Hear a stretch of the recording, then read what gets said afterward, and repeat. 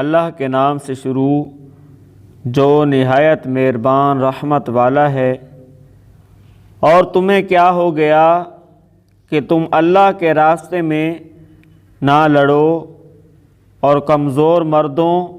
اور عورتوں اور بچوں کی خاطر نہ لڑو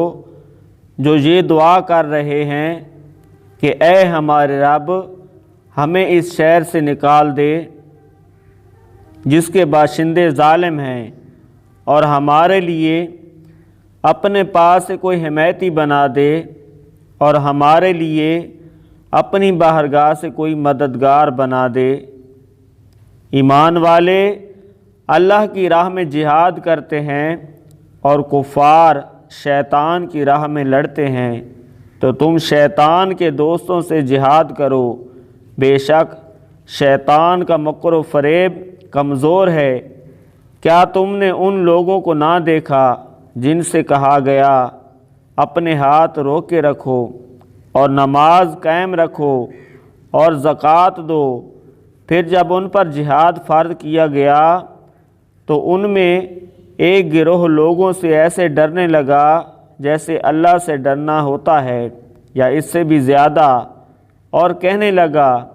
اے ہمارے رب تو نے ہم پر جہاد کیوں فرض کر دیا، تھوڑی سی مدت تک ہمیں اور مہلت کیوں نہ عطا کی۔ اے حبیب تم فرما دو کہ دنیا کا ساز و سامان تھوڑا سا ہے اور پرہیزگاروں کے لیے آخرت بہتر ہے، اور تم پر ایک دھاگے کے برابر بھی ظلم نہ کیا جائے گا۔ تم جہاں کہیں بھی ہوگے موت تمہیں ضرور پکڑ لے گی، اگرچہ تم مضبوط قلعوں میں ہو۔ اور ان منافقوں کو کوئی بھلائی پہنچے تو کہتے ہیں یہ اللہ کی طرف سے ہے، اور اگر انہیں کوئی برائی پہنچے تو کہتے ہیں اے محمد یہ آپ کی وجہ سے آئی ہے۔ اے حبیب تم فرما دو سب اللہ کی طرف سے ہے، تو ان لوگوں کو کیا ہوا کہ کسی بات کو سمجھنے کے قریب ہی نہیں آتے۔ اے سننے والے تجھے جو بھلائی پہنچتی ہے وہ اللہ کی طرف سے ہے، اور تجھے جو برائی پہنچتی ہے وہ تیری اپنی طرف سے ہے۔ اور اے حبیب ہم نے تمہیں سب لوگوں کے لیے رسول بنا کر بھیجا ہے، اور گواہی کے لیے